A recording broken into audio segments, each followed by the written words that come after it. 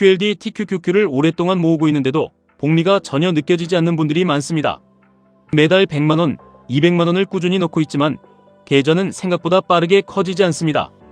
분명 수익도 나고 있고 투자금도 계속 늘어나고 있는데 왜 내 자산은 제자리 걸음처럼 느껴질까요? 아직 계좌가 월급을 이길 만큼 커지지 않았기 때문입니다. 투자 초반에는 수익률보다 매달 넣는 돈이 계좌를 키웁니다. 하지만 일정한 금액을 넘어가면 상황이 완전히 달라집니다. 내가 한 달 동안 일해서 넣는 돈보다 계좌가 시장에서 움직이는 금액이 더 커지기 시작합니다. 오늘은 QLD, TQQQ 투자자가 어느 정도의 원금을 만들었을 때 복리를 체감하게 되는지 월 100만원, 200만원, 300만원을 투자하는 경우로 나누어 계산해 보겠습니다. 먼저 반드시 알아야 할 것이 있습니다.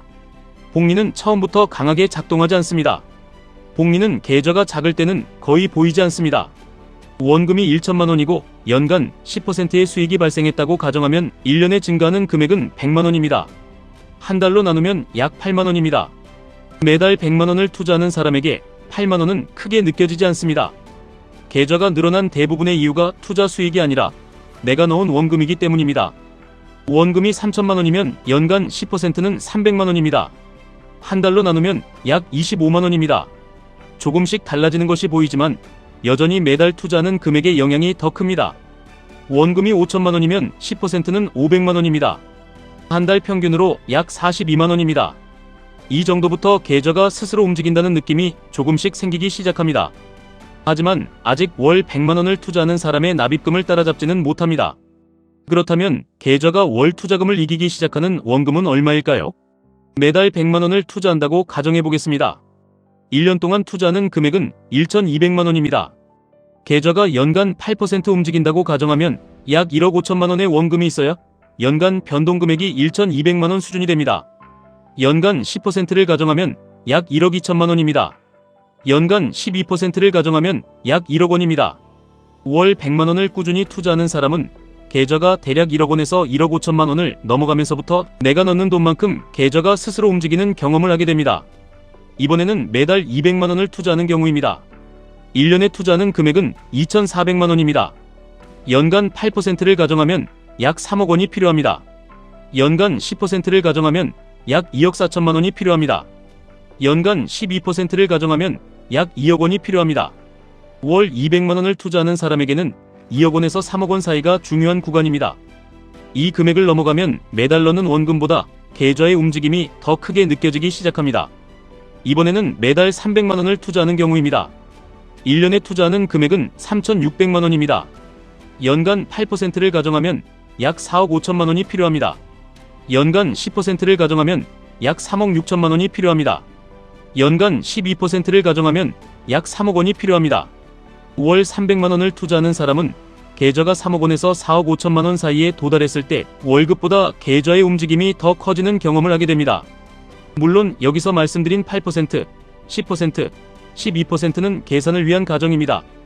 QLD와 TQQQ가 매년 일정한 수익률을 만들어준다는 뜻이 아닙니다. 어떤 해에는 크게 오를 수 있고 어떤 해에는 50% 이상 하락할 수도 있습니다. 특히 TQQQ는 나스닥 100의 일일 움직임을 3배로 추종하기 때문에 장기간의 결과가 단순히 나스닥 수익률의 3배가 되는 것은 아닙니다. 변동성이 클수록 손실 회복에 더 많은 상승률이 필요하고 횡보장에서는 변동성으로 인한 손실이 누적될 수 있습니다. 그래서 계좌가 커질수록 중요한 것은 더 높은 수익률을 만드는 것이 아닙니다. 큰 손실을 피하는 것입니다. 원금이 1천만원일 때 30%가 하락하면 손실은 300만원입니다.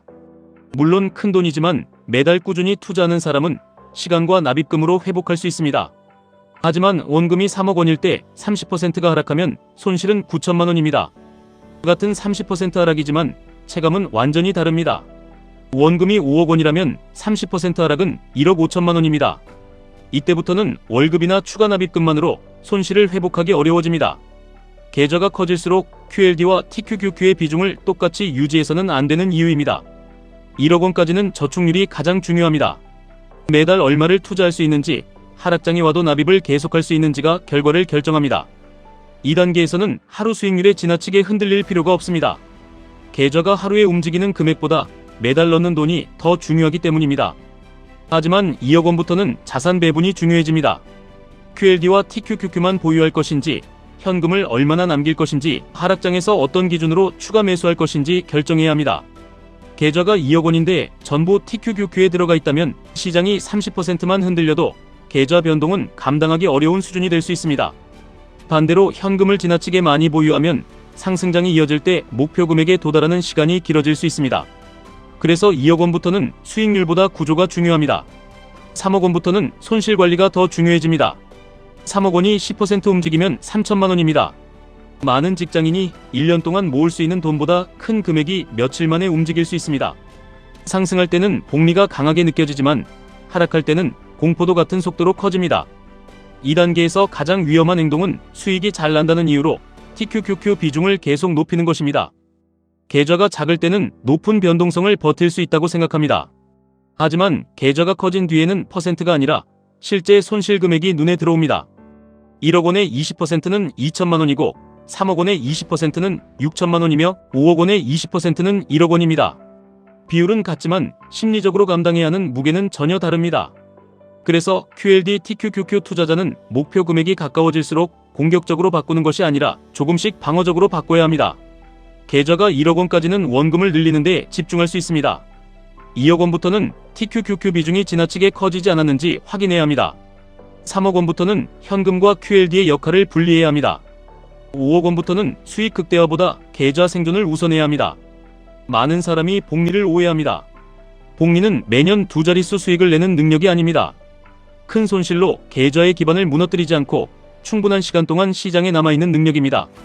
수익률이 높아도 한 번의 큰 손실로 원금이 절반이 되면 복리는 다시 처음부터 시작됩니다. 50% 하락한 계좌가 원금으로 돌아가려면 50%가 아니라 100% 상승해야 합니다. QLD와 TQQQ에서 가장 중요한 것은 최고 수익률을 기록하는 것이 아닙니다. 계좌가 커지는 과정에서 비중을 조절하고 하락장을 버티며 다음 상승장까지 살아남는 것입니다. 그렇다면 지금 계좌가 아직 작다면 무엇을 해야 할까요? 조급하게 TQQQ 비중을 높일 필요가 없습니다. 매달 투자할 수 있는 금액을 늘리고 QLD를 중심으로 원금을 모으면서 큰 조정이 발생했을 때 계획된 범위 안에서 TQQQ를 활용하는 것이 좋습니다. 계좌가 1억 원을 넘어섰다면 하루 수익률보다 전체 비중을 확인해야 합니다.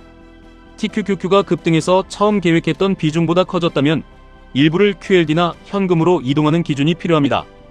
계좌가 2억 원에서 3억 원을 넘어섰다면 목표 금액만 보지 말고 최대 손실 가능 금액을 계산해야 합니다.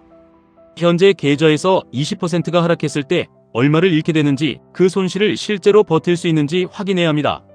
버틸 수 없는 손실이라면 수익률이 아니라 비중이 잘못된 것입니다. 결론은 간단합니다. 1억 원까지는 매달 넣는 돈이 계좌를 키웁니다. 2억 원부터는 계좌가 스스로 움직이기 시작합니다. 3억 원부터는 계좌의 움직임이 월급과 저축액을 추월하기 시작합니다. 그리고 그때부터는 더 많이 버는 능력보다 크게 잃지 않는 능력이 중요해집니다. 복리는 어느 날 갑자기 시작되는 것이 아닙니다. 작은 원금을 꾸준히 쌓고 큰 하락장에서 계좌를 지키고 충분한 시간을 버틴 사람에게 뒤늦게 모습을 드러냅니다. 현재 복리가 느껴지지 않는다고 조급해하지 마십시오. 지금은 복리가 없는 것이 아니라 아직 눈에 보일 만큼 원금이 커지지 않은 과정일 수 있습니다. 1억 원까지는 납입을 멈추지 마십시오. 2억 원부터는 비중을 점검하십시오. 3억 원부터는 손실 가능 금액을 먼저 계산하십시오. QLD TQQQ로 자산을 키우는 사람과 중간에 무너지는 사람의 차이는 종목 선택이 아닙니다. 계좌 크기에 맞게 전략을 바꿀 수 있느냐입니다. 여러분은 현재 월 납입금보다 계좌의 하루 변동 금액이 더 큰 단계에 도달하셨습니까? 목표가 1억 원인지 3억 원인지 10억 원인지 댓글로 남겨주십시오. 1분 투자 하이젠버그였습니다.